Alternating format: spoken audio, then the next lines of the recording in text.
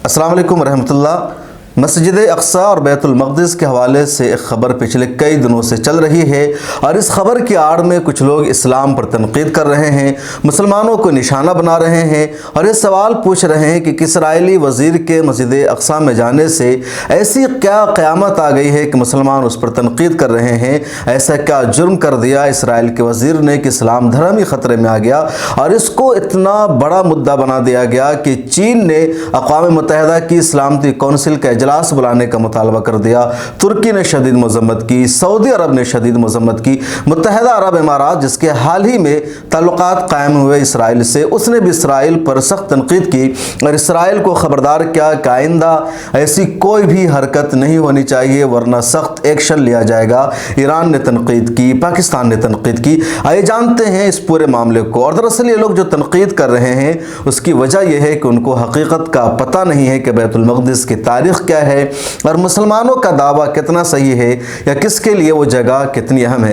लेकिन इससे पहले एक दोबारा हम खबर को जान लेते हैं। खबर यही है कि पिछले मंगल को इसराइल के वज़ीर दाखिला इतामर बिन गोयर ने मस्जिद अक्सा का और बैतुल मक़दिस के उस एरिया का दौरा किया। वहाँ वो गए, सख्त सिक्योरिटी के दरमियान गए और उस दौरे के बाद ही जब ये खबर सामने आई कि इसराइल के वज़ीर ने मस्जिद अक्सा और बैतुल मक़दिस का दौरा किया है तो मुस्लिम दुनिया ने शदीद रद्द अमल का इजहार किया।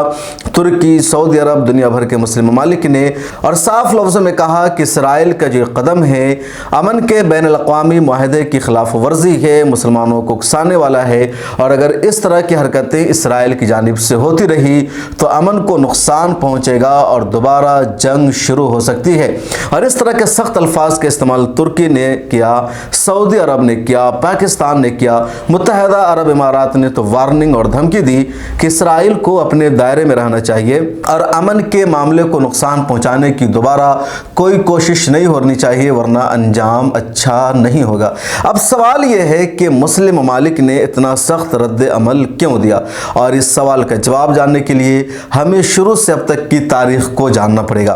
ये जो बैतुल मक़दिस और फ़लस्तीन का इलाका है इस पर दुनिया के 3 मज़ाहिब का अपना अपना दावा है और ये तीनों आसमानी मज़ाहिब है। यहूदियों का दावा है कि वह हमारा मजहबी मकाम है, वहाँ पर हमारा हक़ होना चाहिए, मुसलमानों और ईसाइयों का नहीं होना चाहिए।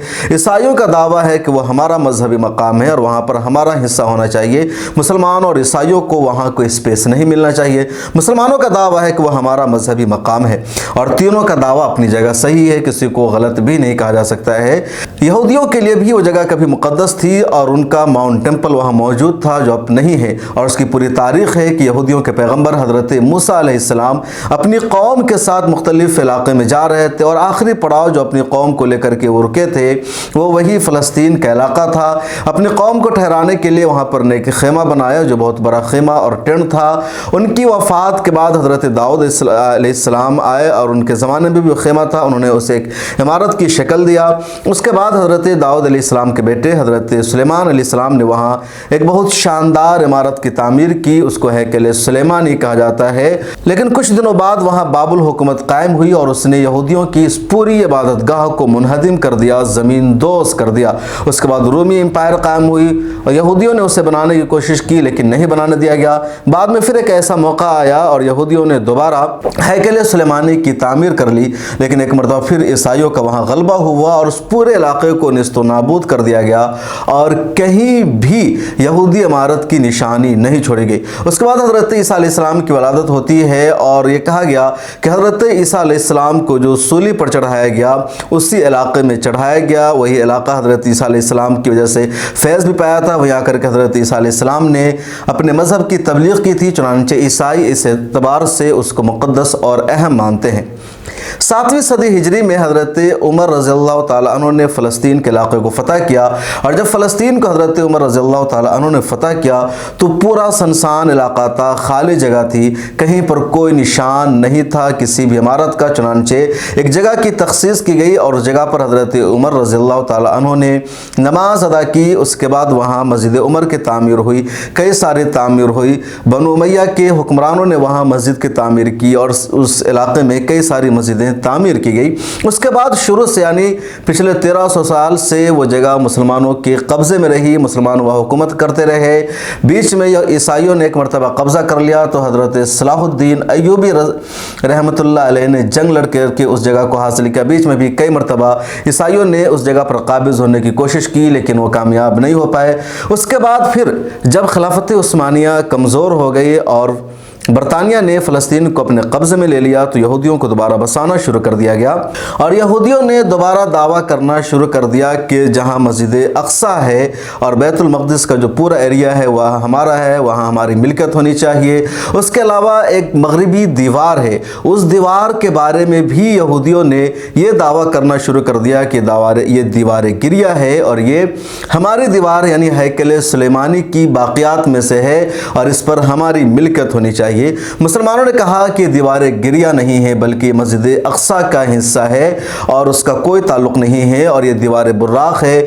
شب معراج میں حضور پاک صلی اللہ علیہ وسلم جس براق پر سوار ہو کر کے آئے تھے وہ یہیں آ کر کے رکی تھی، اس لیے یہ ہماری مذہبی دیوار ہے، یہودیوں کا اس سے کوئی تعلق نہیں ہے۔ کافی تنازع ہوا، ایک کمیٹی تشکیل دی گئی، کمیشن قائم ہوا اور کمیشن نے یہی فیصلہ کیا کہ یہاں پر یہودیوں کا کوئی بھی دعویٰ تسلیم نہیں کیا جا سکتا ہے۔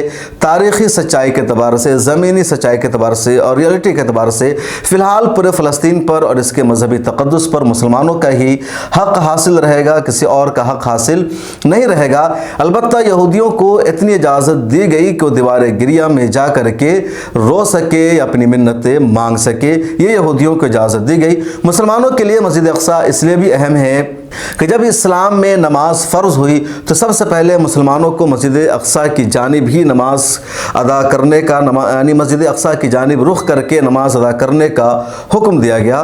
اس کے علاوہ حضور پاک صلی اللہ علیہ وسلم جب معراج پر گئے تو آپ صلی اللہ علیہ وسلم مکہ سے پہلے مسجد اقصیٰ پہنچتے، یہی فلسطین، یہاں آپ کی سواری رکتی ہے، اس کے بعد پھر یہاں سے آپ آسمان کی طرف جاتے ہیں۔ تو اس دو اعتبار سے مسلمانوں کے لیے بہت اہم جگہ ہے۔ اس کے علاوہ اسلام میں صرف 3 مسجدوں کے لیے سفر کرنے کا حکم دیا گیا ہے، 3 مسجدوں کی زیارت پر ثواب ہے۔ اس میں سب سے پہلے نمبر پر مسجد حرام ہے، دوسرے نمبر پر مسجد نبوی ہے اور تیسرے نمبر پر یہی مسجد اقصیٰ ہے۔ تو اسلام کی 3 مقدس مسجدوں میں سے ایک ہے، اس وجہ سے بھی مسلمانوں کی اہمیت ہے۔ چنانچہ کمیشن نے تمام تر تاریخی حوالوں اور ثبوتوں کے ساتھ مسلمانوں کے حق کو ثابت کیا اور یہودیوں کے حق کو مسترد کر دیا۔ دیوار گریہ کے پاس صرف انہیں آنے کی اجازت دی۔ 1948 میں جب اسرائیل نام کی ایک ریاست وہاں پر قائم ہو گئی جو دراصل فلسطین کی زمین پر قابض ہوئی تھی، اس کے بعد 1967 میں جنگ ہوئی اور جو مشرقی یروشلم کا ایریا ہے جہاں مسجد اقصیٰ واقع ہے اس ایریا کو بھی اسرائیل نے اپنے قبضے میں لے لیا۔ اس کے بعد ایک معاہدہ ہوا اور اس معاہدے کے تحت یہ طے پایا کہ مسجد اقصیٰ کی نگرانی اردن کے ذمہ ہوگی، لیکن سیکورٹی کا نظام اسرائیل کو دے دیا گیا کیونکہ اسرائیل نے اس پر قبضہ کر رکھا ہے، اور اس لیے کہا جاتا ہے کہ مسجد اقصیٰ پر ان دونوں اسرائیل کا قبضہ ہے اور اس کو یہودیوں سے اسرائیل کے قبضے سے آزاد کرانا بہت ضروری ہو گیا ہے۔ دعا کی جاتی ہے کہ ایک اور صلاح الدین ایوبی آئے جو یہودیوں سے مسجد اقصیٰ کو آزاد کرائے۔ بہرحال اسرائیل کی سیکورٹی وہاں فوج لگی ہوئی ہے اور اردن کی نگرانی میں ہے اور بار بار مسلمانوں کو پریشان کیا جاتا ہے۔ اسرائیلیوں کا یہ خفیہ منصوبہ ہے کہ مسجد اقصیٰ کو منہدم کرنا ہے، زمین دوز کر دینا ہے اور وہاں پر دوبارہ ہیکل سلیمانی کی تعمیر کرنی ہے۔ اپنے اس منصوبے کو اسرائیل کھلے عام نہیں بتاتا ہے لیکن عملی طور پر یہ کام کر رہا ہے۔ کئی مرتبہ خبر آئی کہ اسرائیل وہاں پر کھدائی کر رہا ہے، سرنگ کھود رہا ہے اور اس کا یہی منصوبہ ہے کہ کسی طرح مسجد اقصیٰ زمین دوز ہو جائے، گر جائے اور اس کے بعد ہیکل سلیمانی کی تعمیر کے لیے ان کا راستہ آسان ہو جائے۔ مسلمان ان تمام سازشوں سے باخبر رہتے ہیں اور بار بار آواز اٹھائی جاتی ہے۔ اب حالیہ دنوں میں جو اسرائیل کے وزیر کا دورہ ہوا ہے اس کا یہی مقصد تھا کہ وہاں پر جائزہ لے کہ کس طرح مسجد کو زمین دوز کیا جا سکتا ہے اور کس طرح ہیکل سلیمانی کی دوبارہ تعمیر کی جا سکتی ہے۔ اچھا، اسرائیل نے جو اپنا منصوبہ بنایا بعد میں تبدیل کیا۔ اسرائیل کے یہودیوں کے مذہب کے مطابق یہ تھا کہ جو وہ مقدس خیمہ تھا یا ہیکل سلیمانی کی جگہ جس کو وہ قدس بھی کہتے ہیں، وہاں پر یہودی نہیں جاتے تھے کیونکہ ان کے مذہب کے مطابق، ان کے عقیدے کے مطابق وہ بہت ہی قیمتی جگہ ہے، مقدس جگہ ہے اور وہاں سے اگر کوئی گزرے گا تو گنہگار ہوگا، اس لیے وہاں پر کوئی گزر نہیں سکتا، کوئی جا نہیں سکتا۔ یہ ان کے عقیدے کا حصہ ہے اور وہ جگہ ان کو معلوم نہیں، چنانچہ یہودیوں کا متفقہ فیصلہ تھا کہ مسجد اقصی میں یہودیوں کے لے جانا گناہ کا کام ہے، کوئی یہودی نہیں جائے گا۔ 2007 میں یہودیوں نے اپنے اس فتویٰ کو، اپنے اس فیصلہ کو تبدیل کر لیا اور اس کے بعد یہودیوں نے مختلف بہانوں سے مسجد اقصی میں اور بیت المقدس کے ان علاقوں میں جانا شروع کر دیا۔ پچھلے دنوں یہ خبر بھی آئی کہ یہودیوں نے وہاں جا کر کے اپنا مذہبی تہوار منایا، پوجا پاٹ کرنے کی کوشش کی، عبادت کرنے کی کوشش کی، جس کا مسلمانوں نے وروध کیا۔ ایک ریسرچ اور ایک تحقیق یہ بھی ہے کہ مسجد اقصی کو منہدم کرنے کے لیے یا اس کو ہیکل سلیمانی میں تبدیل کرنے کے لیے یہودی کئی طرح کی سازشیں رچتے ہیں۔ اس کا ایک حصہ یہ بھی ہے کہ یہودی پہلے یہاں آنا چاہتے ہیں، یہاں ٹھہر کر کے اپنی عبادت کرنا چاہتے ہیں، جس کے ذریعے ان کا راستہ آسان ہوگا۔ اور ان دنوں یہ سب کچھ جو اسرائیلی کر رہے ہیں یا یہودی کر رہے ہیں وہ اسی سازش اور منصوبے کا حصہ ہے، اور اسی وجہ سے مسلمانوں نے اعتراض کیا، مسلمانوں نے سخت تنقید کی کہ جب معاہدے کی روح کے مطابق اسرائیلیوں کو، یہودیوں کو یہاں نہیں آنا چاہیے، ان کے اپنے مذہب کے بھی خلاف ہے، تب کیوں اسرائیل کے وزیر یہاں ہیں؟ ان کے آنے کا مطلب ہی ہے کہ اسرائیل کے وزیر کے آنے کے بعد اور لوگوں کی ہمت ہوگی، ان کا حوصلہ بڑھے گا اور وہ آنے کی کوشش کریں گے۔ 1967 کی عرب اسرائیل جنگ کے بعد جو معاہدہ طے پایا تھا، اس معاہدے میں یہ بھی شامل تھا کہ یہودی مسجد اقصی میں نہیں آئیں گے، لیکن 2007 کے بعد یہودیوں نے وہاں آنا شروع کر دیا اور زبردستی ان کو لایا جاتا ہے، کیونکہ وہاں فورس، وہاں آرمی اسرائیل کی لگی ہوئی ہے۔ چنانچہ اسرائیلی پولیس مسلمانوں کو روک دیتی ہے، مسلمانوں کے گھروں کو بند کر دیتی ہے اور یہودیوں کو مسجد اقصی میں داخل کیا جاتا ہے۔ اس طرح مسلمانوں کو ٹھیس پہنچایا جاتا ہے، ان کے جذبات کو ٹھیس پہنچایا جاتا ہے۔ ایک اور بات ہم آپ کو بتا دیں کہ 2016 کے اکتوبر میں بھی اقوام متحدہ نے اسی طرح کا ایک اجلاس بلایا اور ایک قرارداد پاس کی گئی کہ مسجد اقصی پر کس کا حق ہونا چاہیے۔ تو اس قرارداد میں بھی اکثریت سے یہی رائے منظور ہوئی کہ مسجد اقصی اور پورا بیت المقدس مسلمانوں کا ہی حق ہے، مذہبی اعتبار سے وہ یہودیوں کا نہیں ہے۔ اس قرارداد کی بھی اسرائیل نے سخت مذمت کی تھی۔ اس کے علاوہ یونیسکو نے بھی قرارداد پاس کیا اور یونیسکو نے بھی یہی کہا تھا کہ مسجد اقصی پر مسلمانوں کا حق ہے، مذہبی اعتبار سے، تاریخی اعتبار سے یہودیوں کا حق نہیں ہے۔